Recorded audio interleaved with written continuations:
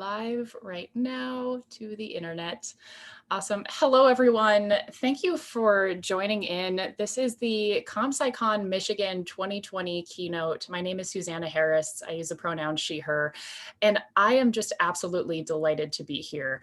More so than I think I would ever imagine if someone had told me this situation would be happening right now. Everyone, I think, out there is not in a position they expected to be in. If you're there, think to yourself of where did you expect to be right now? And had someone told you what was going to happen, would you think you would handle it as well as you're doing? I think it's important to give ourselves credit. Back in March, when I was invited to give this talk, I had this image of traveling to Michigan, meeting a bunch of new friends, learning a lot, and just getting inspired by all of the people who are so excited to change the world through science communication.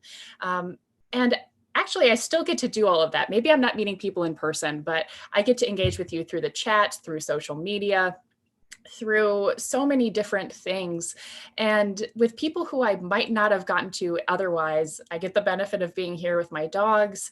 And truly, all of the work that you're seeing online, the organizers have done an amazing job this year of turning what is a really fun in-person conference learning experience, connection building, just awesome couple days. If you haven't done ComSciCon, 100%. Just try to do it. I went to ComSciCon Triangle a couple of years ago and it's amazing. So anyway, I'm going to get going with the chat, but please seriously use the chats, engage.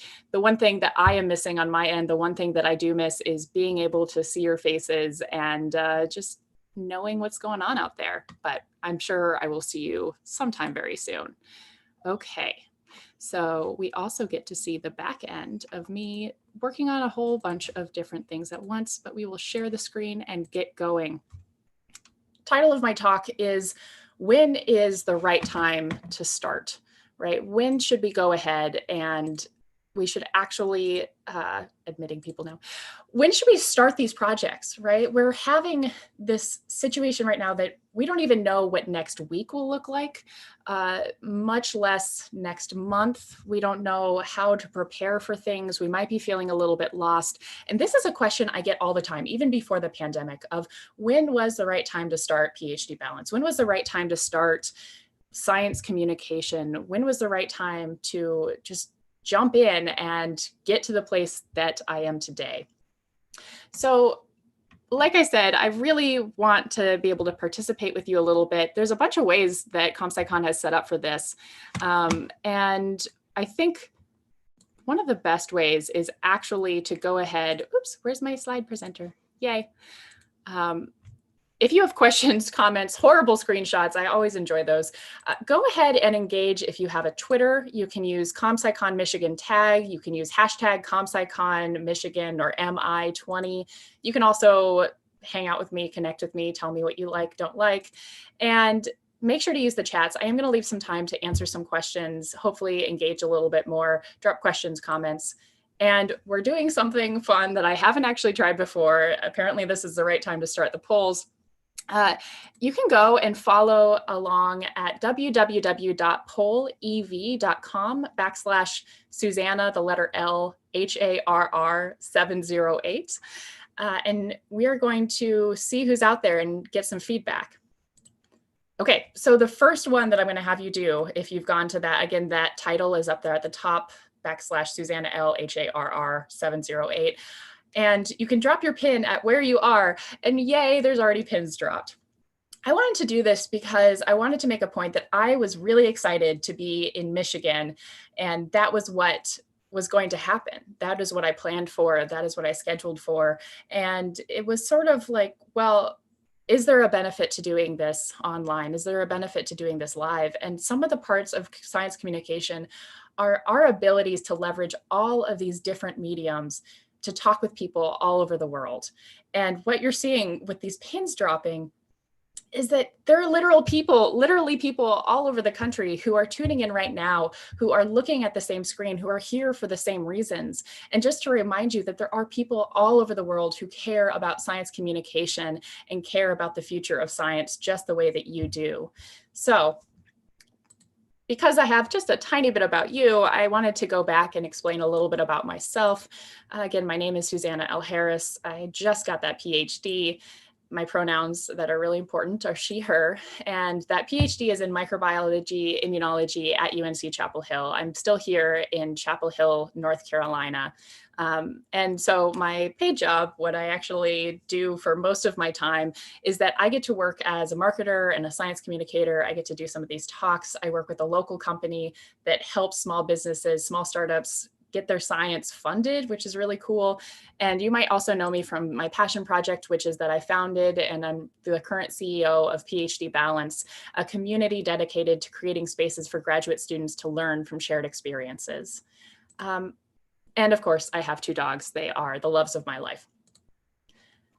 But we're going to be talking a little bit about growth today. We're going to be talking about when is the right time to get started with these sorts of projects, right? That with everything going on right now, when should we just hit that go button? I get this question a lot. And I wanted to take a step back and look at how did I get to here? How did I get to being here chatting with you at ComSciCon-Michigan? And so the very simple, of course, I am using a analogy. It's ComSciCon. You kind of have to use an analogy at some point. My growth is going to be this little vine. And I would say this growth really starts by entering grad school, right? Back in 2014 now, I started grad school. I wanted to pursue microbiology. I didn't really know what I wanted to do with that degree. I knew I loved science. And then I discovered science communication somewhere around my second year of graduate school. And it's been such an amazing experience. That's been one of those big pieces that has defined my life because I realized this degree could be used in so many ways. And one of those is to spread my excitement about science to others and just learn from people all over the place. Then I started PhD Balance. I actually started that right after going to ComSciCon Triangle. And I began public speaking. This was a challenge, but really built a lot of where I've gotten to here. I eventually graduated, actually graduated this March, April area. And now I started a marketing job. I'm here chatting with you. I do some science communication. That's a pretty linear explanation of how I got here. And the question I always get is, how did I create and how did I follow this path? How did I, back in entering graduate school, say, I really want to go into science marketing? Or how did I say, even I entered graduate school, how did I steer myself towards science communication? So the truth is that that's not what growth looks like. Growth maybe still fits with this idea that it's this vine that's continually growing, but the reality of the situation is that this vine is growing in all of these different directions all the time. Maybe growth is going on at different pieces at different times, but every single part of this still counts as your growth. So yes, of course, I have these kind of linear pathways that I can tell you about now, but there's also a lot of other pieces that were going on at the time, continue to grow and have stopped growing. So for instance, I actually took science communication training at the local Moorhead Planetarium. And I thought then maybe I actually wanted to really follow this track of going from science communication to training how to do science communication myself. And I became a trainer at the planetarium. And that was really cool. I really loved it. But that was something that maybe turned out wasn't my main passion. Because I started PhD Balance, I learned a lot about entrepreneurship. I learned about the exciting world of startups and all of that energy that people bring to creating these amazing new projects. And that's still something that's very exciting, but maybe a little on the back burner.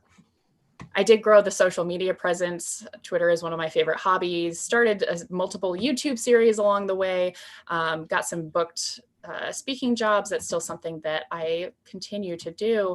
And over here pursued a professional science communications career. So this is really what my growth has looked like. It's just not the perfect, pretty story. And there's a lot of dead ends. There's a lot of branches that have broken off that we just don't see when we're telling this very specific, here's where I started, here's where I went, let me tell you how I got there. I can look back and see that now, but not something I could have told you before. So when is this right time to start? When should you sit down and say, I'm ready to go. I have all my stuff together. Don't know if I'm allowed to swear on here. I have everything together and I'm ready to take this next step. I'm ready to become a science communicator. I'm ready to become a scientist. I'm ready to take this next giant leap of faith that I'm going to complete this idea in 2 to 5 years. Let's see what we get to. Okay, so I have this order of support. If you're on the PolyV site, you will see these. You can actually rank for us what order you should take to starting a project. So as people go ahead and re-rank theirs and hit submit, we will see how the general community feels we should be like taking as a path to starting a new project. So you can find support, you can create a detailed plan, you can do research into a project, you can finish other projects, you can start working. So what do you think personally? Oh, this is really fun. I'm so glad this is working. This could have been an absolute failure. What do you think is important to start with?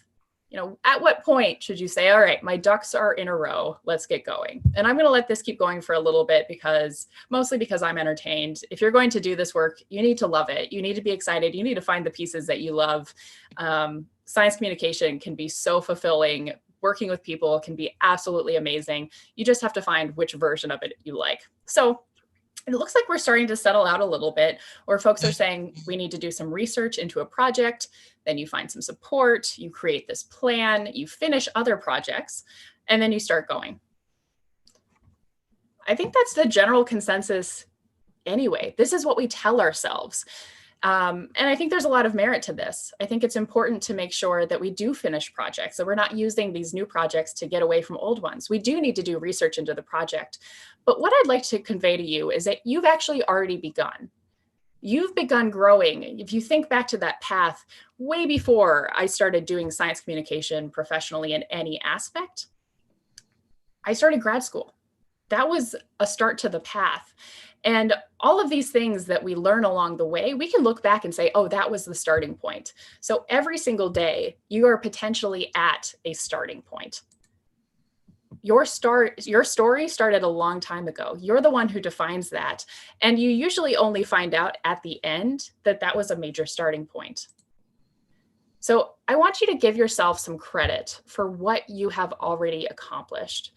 I want you to think about the things in the last year. So in the chats, if you're on YouTube, if you're on Zoom, wherever you are, if you just want to write it down for yourself, I want you to tell us something you've done in the past year that has gotten you closer to where you want to go next. So anything in the past year that has gotten you closer. For me, of course, graduating was a really big thing, but honestly, starting up a small YouTube channel that I could go ahead and practice presenting this in person. When I was invited to ComSciCon-Michigan, I never presented anything live. I'm so glad that I had that experience that brought me to this place where I'm able to give this presentation. I'm able to talk to all of you without just completely panicking. So I'm seeing stuff happen over in the Zoom. I'm seeing stuff happen in YouTube. I'm so excited to go back and check all of these out. Okay. Another big thing we don't talk about is that your interests, your passions, and your needs are going to change. And this isn't just because of what's happening around you. Of course, our interests and needs have changed in the last several months. What I needed a year ago is very different than what I need now. What health looked like a year ago is very, very different than what health looks like now. But actually, as you're moving forward in your career, your interests are going to change. Think about your projects. Think about science if you learned it. Think it all the way back to those science classes you took in elementary school where you were really excited about weather, and then you learned about chemistry and you were like, that's amazing. Suddenly, your time might have been better spent learning about chemistry, and that is just fine.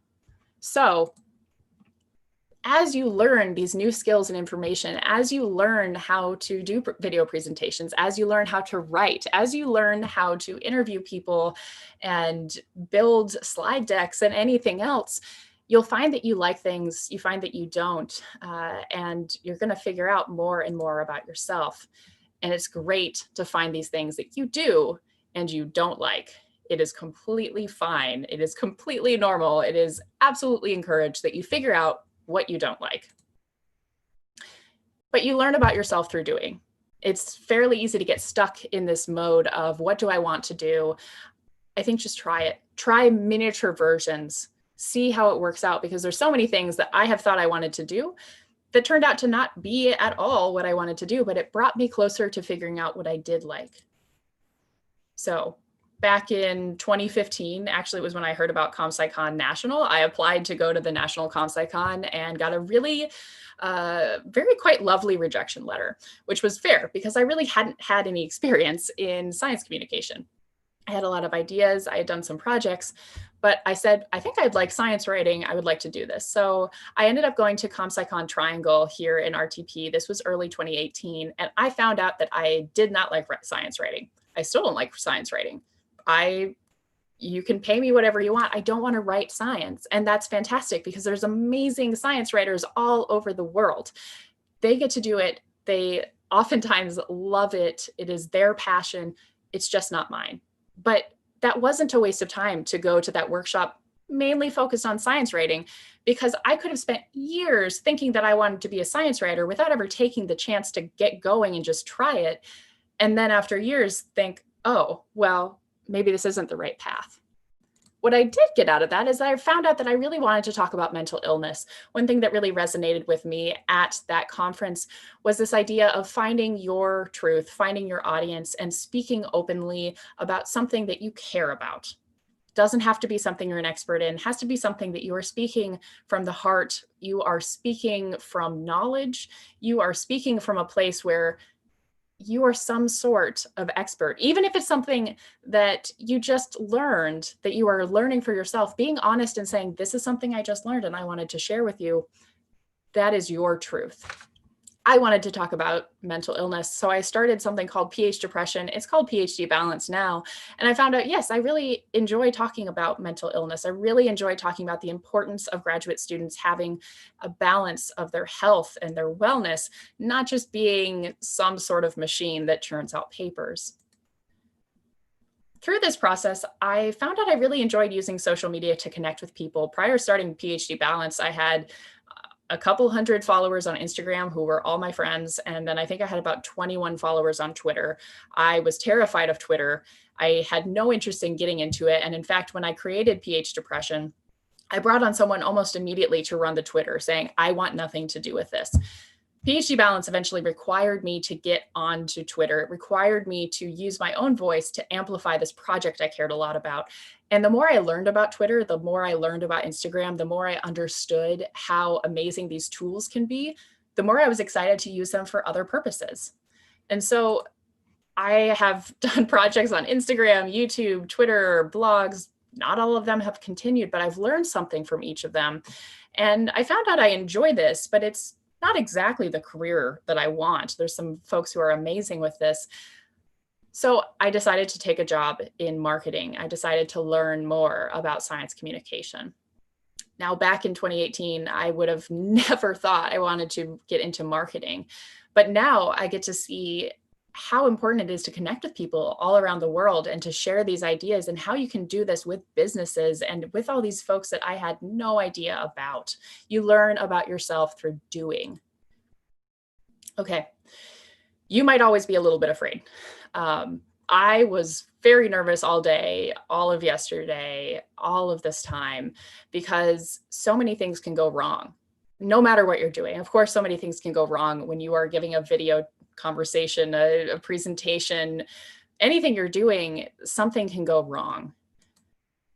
But here's the thing. I think of these things that scare me, that I don't feel prepared for. These are sort of like a wall. And what's really scary about them isn't necessarily growing over the top, but it's more of what lies behind this wall. I have a shark, I have fire. You can be afraid of anything, but it's this fear of what happens if I try to conquer this? Will I fail? Will I be embarrassed? The walls for Ivy are just something else to grow on. You can figure out what you're going to do after that wall as you grow up, as you start conquering these feelings, as you start making those moves. And I promise you that you are stronger than you believe. I promise you just so much that whatever is behind that wall, you are going to be able to face it. Again, think back about this year and think about if somebody told you in January how your life was going to change and asked, how would you be doing? You might not be doing the way that you want to feel, you want to be. This might not be your best. It is certainly not my best. It is certainly not the way that I wanted to live healthily. But also, I don't think I would have said that I would keep going the way that I have. And I've met so many people who have learned and grown and built skills through this that they never would have expected. So I want to know a little bit about what you fear. And normally with new projects, especially in science communication, I think of this in sort of two different angles. There's this difference between being unknown. Are you afraid of no one caring about your voice? Are you afraid that you're going to put out your efforts and be completely invalidated? All the way to the scale of, are you afraid of being embarrassed? Are you afraid that so many people are going to pay attention to you that when you fail, it is devastating? Of course, you could be afraid of both of these things at once, but it's generally this kind of spectrum. And on this other axis, I'm assuming a lot of you are scientists, but the truth is that everyone can figure out how to use a graph. On this other axis, we're having the fear of never starting. This can be really paralyzing to people of they're afraid that they will never get going on that project that's going to fulfill them, all the way to failure. This fear of what if I start this project? What if I love this project? And what if it falls apart? So we have another little interactive thing. This one, I want you to go ahead and think about, on this scale, what are you afraid of? It's completely normal to be afraid of all of these things, but I kind of want to get a general idea with this audience. What are you most afraid of? We have one up here already. We have two that are all the way up there on embarrassment and failure. Super normal. Oh my gosh, yay. This is the thing, is that the stuff that you are afraid of, one, there's tons of people literally around the world who are afraid of the same stuff. There's also people out there who are afraid of the complete opposite end of the spectrum. It's so easy to feel like everyone else around us isn't afraid, that we are walking into this situation as somehow not being sufficient for where we are being, because everyone else, they're not afraid of talking. Well, maybe they're not afraid of talking, but maybe they're afraid of never being heard. You know, maybe somebody is really afraid of failing and the person next to them feels like they might never start. No matter what you're afraid of, you are in very good company. And even if we don't talk about these specific fears, it's totally normal to be afraid as you keep going. I could just watch this forever. Okay, you're going to end up somewhere unexpected. You don't know where you're going. The world is, of course, very uncertain. One thing that I held on to, and this isn't perfect for everyone, you all have your own ways of imagining things, of understanding things, of realizing yourself. We just saw in that little spectrum of who is afraid of what, that we're all in different sort of situations right now.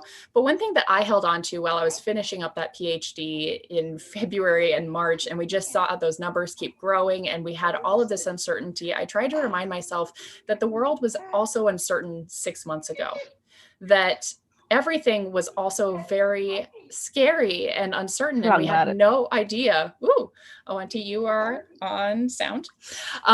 We were always very afraid that people were going to throw us a curveball. And then the world did throw us this. We didn't know what was going to happen then. We don't know what's going to happen now, but you are here, you've gotten to this point, and the fact that you're going to end up somewhere unexpected, well, that's a really great thing. And I'll tell you why. But first of all, 5 years ago, could you have predicted where you are today? I'm going to be really impressed if someone says yes. I'm sure there's going to be somebody. But yeah, I mean, I totally resonate with these pieces of, yes, there are my contrarians. I love you for that. I love you for just being like, you know what? I did. Why not? Have that energy. It's literally, it's this sort of difference in how you even engage with a talk that makes science communication so amazing. Because the truth is there's people on all ends of every single spectrum, and you can differentiate yourself and you can speak to those people. But we're seeing some are yes, some are not really. Maybe some of it, I hoped that I would graduate. I imagined that, maybe not in the way I did, but it was certainly exciting. And of course, there is the ha ha ha ha ha no. Maybe you're like me. Maybe you've gone through cycles of feeling in all of these different ways. Like, you know what? I knew I would do this versus where am I exactly? Oh, it's full. Wow. I didn't know that was an option. Something to learn for later. Okay, but the reason that it's a really great thing to not know where you're going to be going is that had I known where I would be going, had I known when I started graduate school that I would get to a point where I would feel the need to start PH depression, that I would feel the need that I actually needed to talk about mental illness because it was so important to me, that I would be here for 6 years. I don't know if I would have started. And I get that question a lot of, do you regret starting graduate school? Or if you were to do it again, would you do this? And I think most people who are in a PhD program or any type of graduate school have asked themselves the same thing of, did I make the right choice? I have no idea if I made the right choice. I don't know what the alternative would have been. I had other options and I chose this one, and I'm very proud of how I have changed. And I hope that you are too. I hope that no matter where you are in your graduate education, you get a chance to look back and see how you are a different person now than you were then. Maybe you're more empathetic. Maybe you're more knowledgeable. Maybe you've learned about a lot of different science topics. Maybe you just know more about who you are and about the world around you. I think that's pretty huge, because had I known where I would be going, I don't know that I would have started. I think that is really important, that I always want to know, I mean, where are my planners out? I know that there's got to be a bunch of you planners out there. If you're a planner, drop it in the chat, because I want to make sure that this is not just a me thing. I want to be able to plan not just tomorrow, but like a year in advance. And had I known that this was the level of planning that I was going to get to engage with, I would have never started this process. Okay, I'm super excited. How many possums have we seen in this presentation? I promise this is not just something very strange. So it includes this possum. How many possums have you seen? I'm now realizing I should have made more slots, which is a really lovely feeling for people to be voting. Okay, the general consensus is 4 possums. I bet you didn't anticipate this question. The poll is full. I will change this next time. Let me know how many possums you think. If you haven't gotten to vote in the poll, drop that in the chat. This is a really normal thing to do on a live discussion. Tell me how many possums you've seen in my talk today. The answer is 6. There were 6 possums thrown throughout here. And other than just the enjoyment of putting possums into a talk, there's actually a purpose, which is the fact that looking backwards, we can find a path. If I gave you my slides and asked you to count how many possums were there, you could easily do that.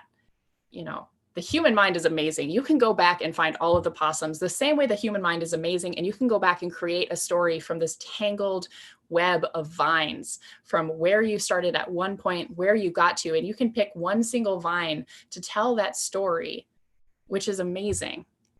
But it's important to remember that it would be impossible. Oh, I didn't mean to do that. It would be difficult. It would be impossible. I'm sorry. It'd be impossible to actually know that you were looking for possums at the time that this discussion started. And so just because you don't know that something is important now doesn't mean you're not going to look back in the future and say, oh, that really mattered to my growth. That was a pivotal point. That was a day that was so important. And so to that earlier point of, when have you begun? You've already begun. You already know where those possums were in your life, and they've already happened. And that's pretty cool, that as you tell your story in the future, you're going to look back to things that happened well before this day, and you're going to find those pieces and say, that was a turning point. Okay, the talk is called When is the Right Time to Start? It's hard. I think that there are some times that might not be a good time to start. I think that, like all of you said, you want to do some sorts of research. You want to finish up other projects. It's about prioritizing. It's about understanding, can you keep up with certain responsibilities if you take on something else? I try to end a project as I start a new one, or as I get going, or mostly though, as I realize my bandwidth is maxed out. It's important to me to not let others down, but to also understand that it's okay to change where I am going. It is okay to start something for a day, get going, and just say it's not worth it. There have been so many instances of projects that I have started that I have put out to the internet and said, I'm doing this thing now, and have lasted like 2 months. But the truth is that I can still go back and say, just like with the Ask Me I'm a Scientist stuff that I worked on that I'm not really doing much in right now, would love to get back to it. Maybe that's a vine that's going to continue. That prepared me for this day. That prepared me to do live streaming. So when is the best time to start? Congratulations. There isn't a best time to start. I wish there could be. That would make my life a lot easier. But as soon as you accept this idea, as soon as you accept that today, maybe it's the right time to start. Tomorrow, maybe it's the right time to start. Whenever you start, that is the right time, because that is how you are going, because you've already started. You're already just putting one step in front of the other in this pathway, in this growth that you are experiencing. You are already doing this, even if you haven't given yourself the credit for it yet. So if you can take away anything of this, and thank you for spending your valuable time, because your time is valuable. We don't hear that enough as graduate students, but your time is so valuable. You are learning, you are growing. It's valuable to others, but it's valuable for yourself. And if you can take one piece away from this, don't ask where I will end up, because the reality is I have no idea where I'm going to end up. You probably don't either. The question I would encourage you to ask is, where to next?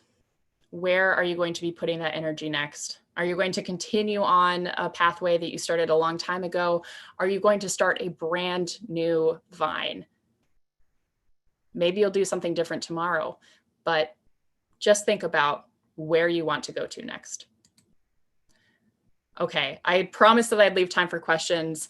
And I'm amazed that so many of you have stayed for this long. Your attention is an honor. I want to say a huge thank you to ComSciCon-Michigan, Sarah, who is just doing an amazing job. I can't imagine the pressure of trying to bring all of this together. And from what I've heard, from what I've seen, it's been incredibly successful. Thank you to Ellen, who is one of the amazing folks on my PhD Balance team. And is also a huge part of ComSciCon-Michigan, and was, I believe, the champion for me to be here. Find champions, find people who are amazing, who also want to see you succeed. Some of those people for me, and I need to update the slide a little bit, but this is the most of my PhD Balance team. Behind any sort of thing, any project, there are so many people helping you, and I can't imagine the last several years without these folks, without these people who are cheering me on and are cheering people on all over the world. It is an honor to get to work with them. So if I end this, I think it worked. I think I came back. Thank you. I mean, it's such an honor. It's so bizarre to me that I even have this opportunity. Please go ahead and drop questions in the chat. I'm going to stay here on YouTube for probably like 5 to 7 minutes. It's quite amazing that ComSciCon-Michigan allowed me to do this chat live. I think that's really cool. I think their entire purpose is to make science communication accessible. And so huge shout out to them. I certainly recommend people applying to ComSciCon, and it's totally fine if you don't get in, because I didn't, because we're all learning. It's not a big deal. People are being so nice. Okay, so drop questions in the chat. Everyone's saying, how are people responding so fast? I want to grab any questions that came here and also in Zoom, but I did ask a few folks for questions beforehand. One question that I got was, how did you know to start PhD balance or PhD depression when you did? How did you know that mental health was going to be a big topic? I didn't. I knew that it was already an important topic. I found out about a lot of this through that ComSciCon triangle. There was this paper that came out in 2018 that showed that graduate students were much more likely to deal with anxiety and depression than the general population. People are already discussing it, and I just decided to add my voice to the situation. Even if it hadn't become a big thing for anyone else, it was important to me.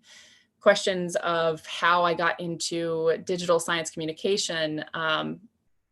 Of course, I didn't know that this year would happen, right? There's no way that I could have predicted that.